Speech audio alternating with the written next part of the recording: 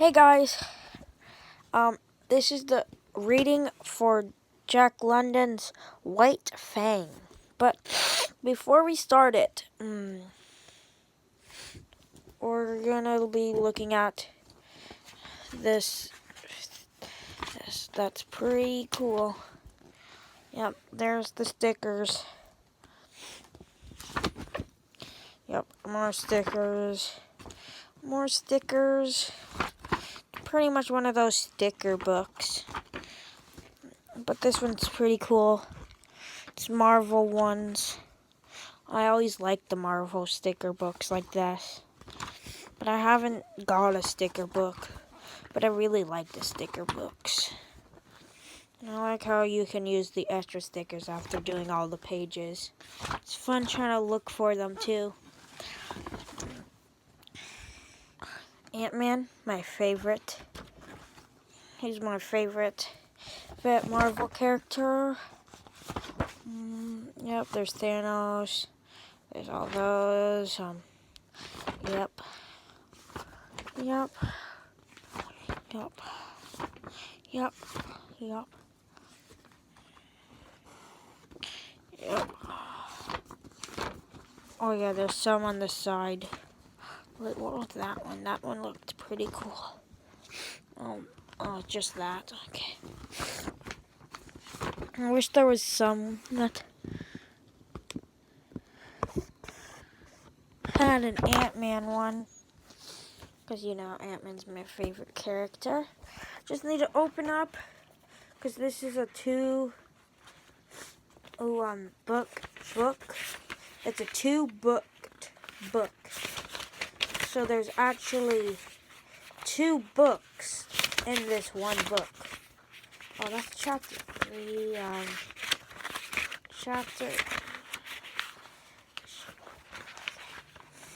If the first chapter is short,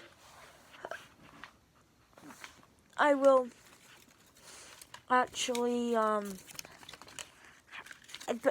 the paper. Tried ripping the paper and it hit my tongue with it. So there we go. Okay. It's gonna be terrible. Chapter 1, The Trail of the Meat. Now, you guys are just gonna get a black screen while I read. Dark spruce forests frowned on either side the frozen waterway. The trees had been stripped by a recent wind of their white covering of frost, and they seemed to lean in toward each other, black and ominous. In the fading light, a vast silence resigned over the land. The land itself was a desolation life, without moments so lone and cold that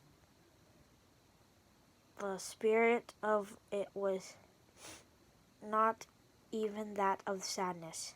There was a hint in it of laughter, but of laughter more terrible than any sadness, a laughter that was mirthless as a smile of the spinets. I don't know how to pronounce it. It's S-P-H-I-N-X. Sphinx, I think it is. A laughter cold as the front, partaking of the grimness of infallibility. It was the masterful and incommunicable wisdom of eternity, laughing at the futility of life and the effort of life. It was the wild, the savage, frozen-hearted Northland wild.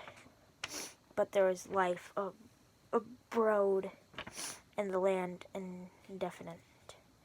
Down the frozen waterway toiled a string of wolf-fish dogs. Their bristly fur was rimmed in frost. Their breath froze in the air as it left their mouths, spouting forth in spumes of vapor that settled upon the hair of their bodies and formed into crystals of frost. Leather harnesses was on the dogs, and leather traces attached them to the sled, which dragged along behind. The sled was without runners. It was made of stout birch bark. Its full surface rested on the snow. The front end of the sled was turned up like a scroll in order to force down and under the bore of soft snow that surged like a wave before it. On the sled, securely lashed, was a long, narrow, oblong box. There was other things on the sled, blankets and ats. Blankets and ats, and coffee pot and frying pans. That sentence didn't really make sense. It said narrow, no. Blankets and ats and coffee pot and frying pans. I'm just going to continue. But prominent, occupying most of the space, was the long and narrow oblong box.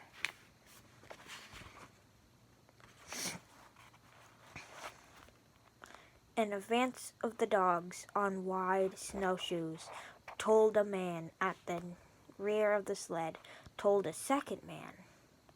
On the sled in the box lay a third man, whose toll was over a man whom the wild had conquered and beaten down until he would never move nor struggle again. It is not the way of the wild to lack movement. Life is offense to it, for life is movement, and the wind aims always to destroy movement. It freezes the water to prevent it running to the sea. It drives the sap out of the trees till they are frozen to their mighty hearts, and most ferociously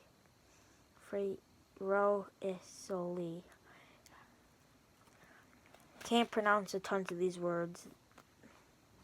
Ferociously, and terrible of all those does the wild hairy and crushed into submission man who is most restless of life, ever in revolt against the dictum that all movement must in end come to cessation of movement. But at the front and near on nod and indomitable told the two men who were not yet dead. Their bodies were covered with fur and soft tanned leather. Eyelashes and cheeks and lips were coated with crystals from their frozen breaths. Their faces were not discernible. This gave them the seeming of ghostly masques, undertakes in a spectral world at the funeral of some ghosts. But under it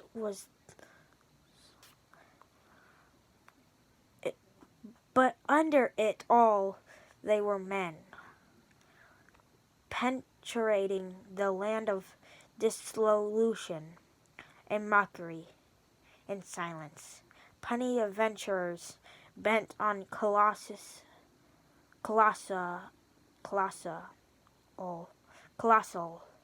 adventures, pitting themselves against the might of the world as remote and aliens.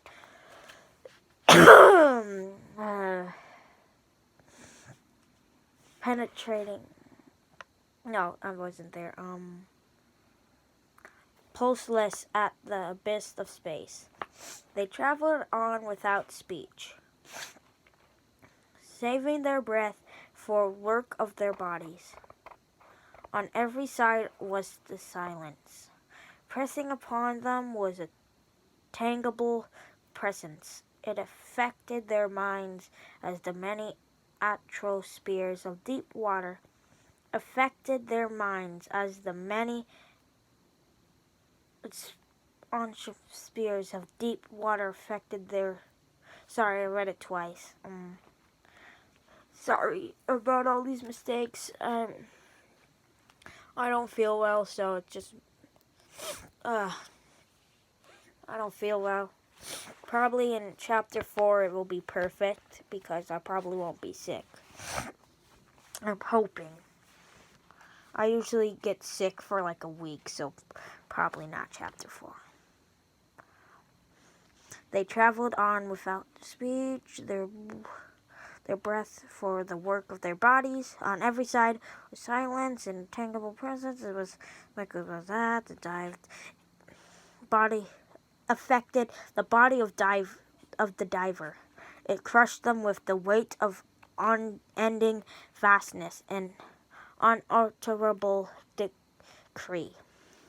It crushed them into the remotest recesses of their own mind, pressing out of them like juices from the grape. All false adores and exhalations and undue self-values of human soul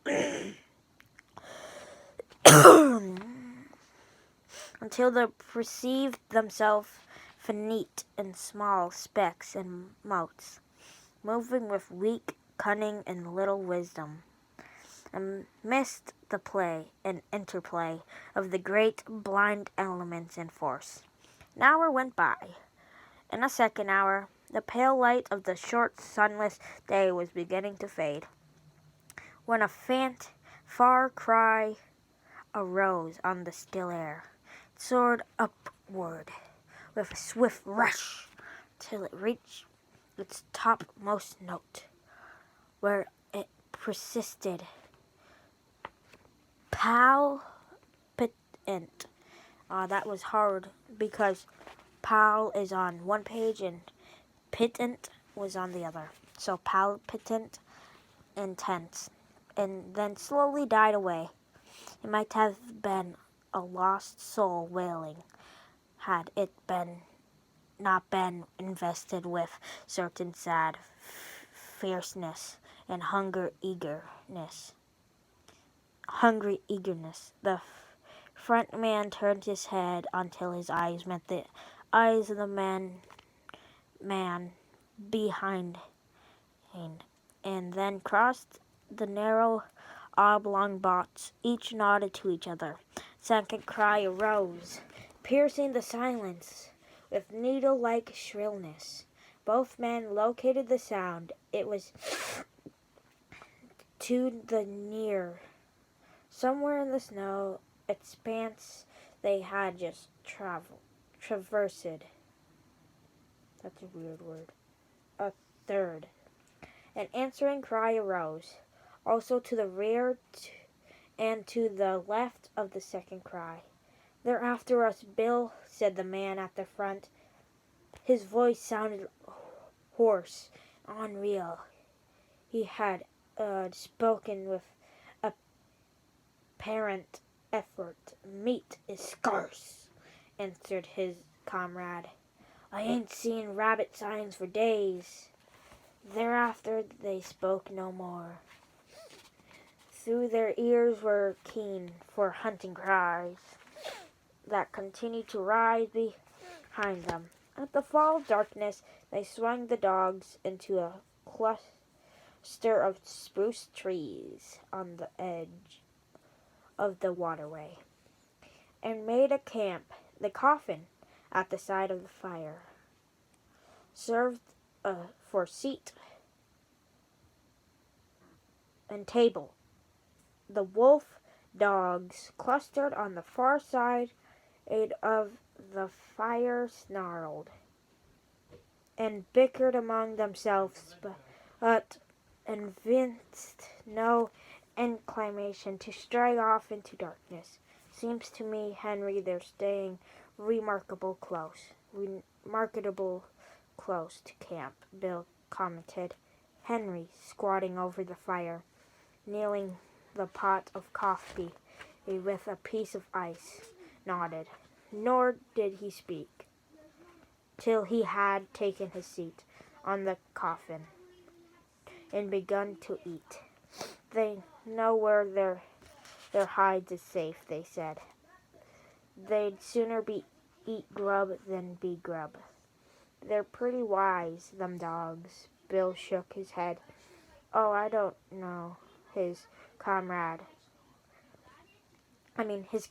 looked at him curiously. First time I ever heard you say anything about their not being wise. Henry, said the other, munching with deliberation the beans he was eating. Did you happen to notice the way them dogs kicked up when I was feeding them? Eh? I feel like it deserved the A after M. A. They did cut up some more unusual, Henry acknowledged. How many dogs we got, Henry? 6. There's 1, 2, 3, 4. 4 more pages, guys. Well, Henry, Bill stopped for a moment, in order that his words might gain in greater significance. As I was saying, Henry, we got 6 dogs. I took the 6 fish out of the bag. I gave 1 fish to each dog. And, Henry, I was 1 fish short. You counted wrong. We got 6 dogs. The other reiterated dispassionately. Dispassionately, or whatever. I took out 6 fish. 1 ear didn't get no fish. They come back to the bag afterwards and got in his fish. We only got 6 dogs, Henry said. Henry, Bill went on, I won't say they was all dogs, but there was 7 of 'em that got fish. Henry stopped eating to glance across the fire and counted the dogs. There's only 6 now, he said. Saw the other one run off across the snow. Oh. Bill announced with cool positiveness. I saw 7. His comrade looked at him commiseratingly and said, I'll be almighty glad when this trip's over. What do you mean about that? Bill demanded. I mean that this load is getting on your nerves, and that you're being to see things. I thought of that, Bill answered gravely. And so when it saw it run off across the snow, I looked in the snow and saw its tracks. Then I counted the dogs, and there was still 6 of them. The tracks is there in the snow now. Do ye want to look at them? I'll show 'em to you. Henry did not reply, but munched on it in silence until the meal finished. He topped it with a final cup of coffee. He wiped his mouth with the back of his hand and said, Then you're thinking it was a long wailing cry, fiercely sad, from somewhere in the darkness, had interrupted him. He stopped to listen to it, then he finished his sentence. With a wave of his hand to it, toward of his hand toward.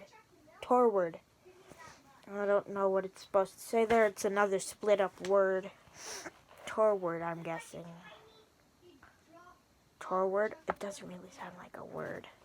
But if it is, you don't need to say it in the comments. The sound of the cry. One of them? Bill nodded. I'd blame him sight sooner think that than anything else. You notice yourself? The roll the dogs made. Cry after cry and answering cries were turning the sittlings into a bedlam. From every side the cries arose, and the dogs betrayed their fears by huddling together and so close to the fire that their hair was scorched by the heat. Bill threw one more wood before lighting his pipe. I'm thinking you down in the mouth of some, Henry said. Henry, he stuck a meditative at his pipe. Meditatively.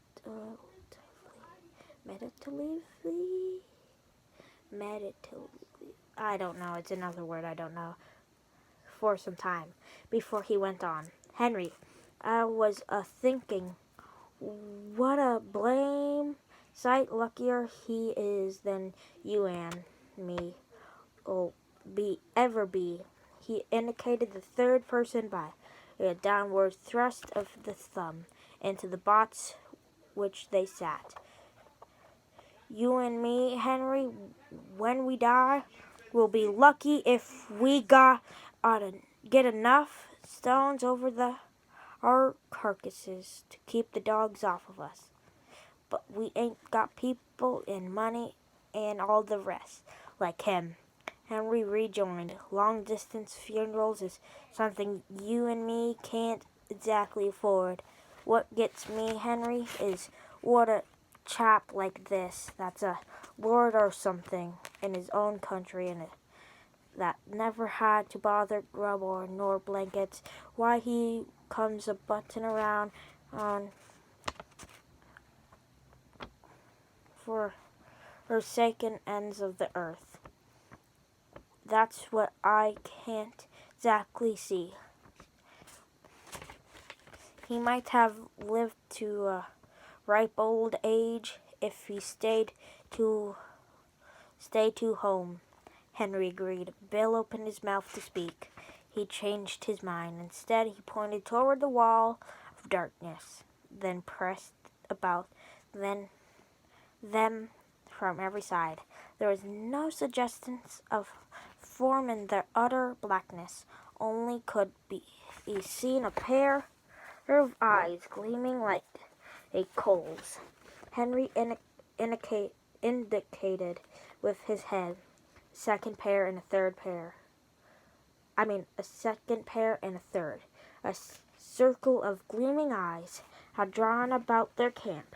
Now and again a pair of eyes moved or disappeared to appear again. A moment later, the unrest of the dogs had been increasing, and they stampeded in a surge of sudden fear. To the near side... Ooh, did I accidentally turn it off now? Near side of the fire. Cringing and crawling about their legs of the men and scrambled the dogs had overturned the edge of the fire and had helped with pain and fright of the smell coated the thing and caused the circle of the eyes shift suddenly, and even with the rift through the settled in the dogs. Henry, it's a blame misfortune about it. Next page. How many cartridges did you say had left? Yeah, 3 came the answer, and there was 300. Then showed what for. That's a bad word. He shook his fist angrily. I show what for. He shook his fist angrily at the gleaming eyes and began securely propped him cautious of the fire. And he went on. It's been 50 below for 2 weeks now, and I wish I never started on this trip, Henry. I don't like the looks of it. I don't feel it. While I'm wishing you and me sitting by the fire in Fort McGunry, he just about now playing cribbage. That's what I wished.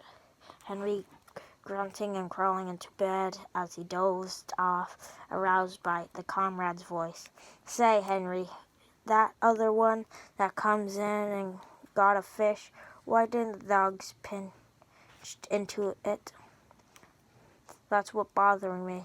You're bothering too much, Bill. Came the sleepy response. You wasn't like there before. You just shut up now and go to sleep. Right, and you'll be all hunky-dory in the morning. Your stomach's sour, that's what's bothering you. The men slept, breathing thing heavily side to side under the one covering the fire died down, and the gleaming eyes drew closer.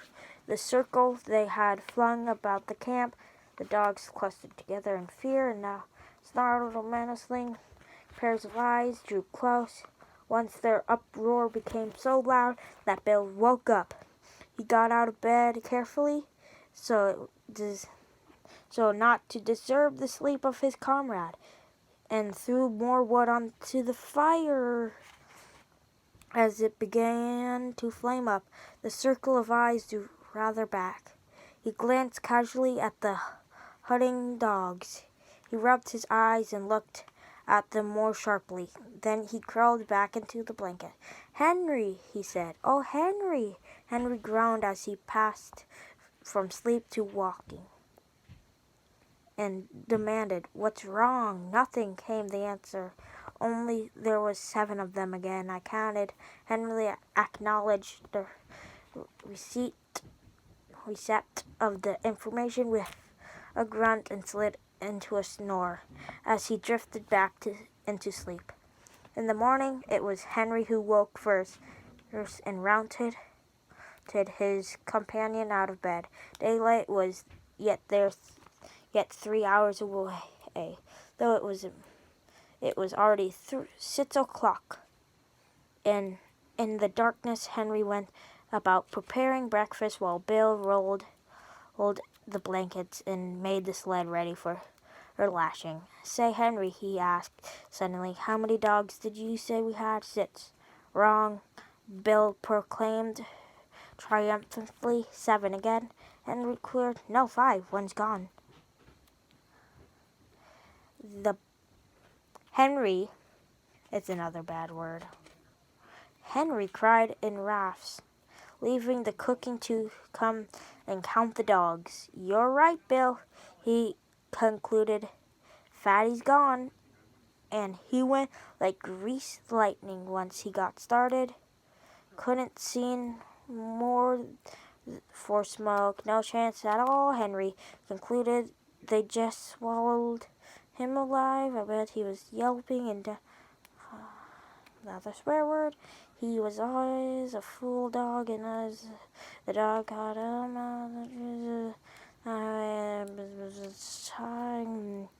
either the animals, and sorry that I'm rushing. Couldn't drive him from the fire with a club.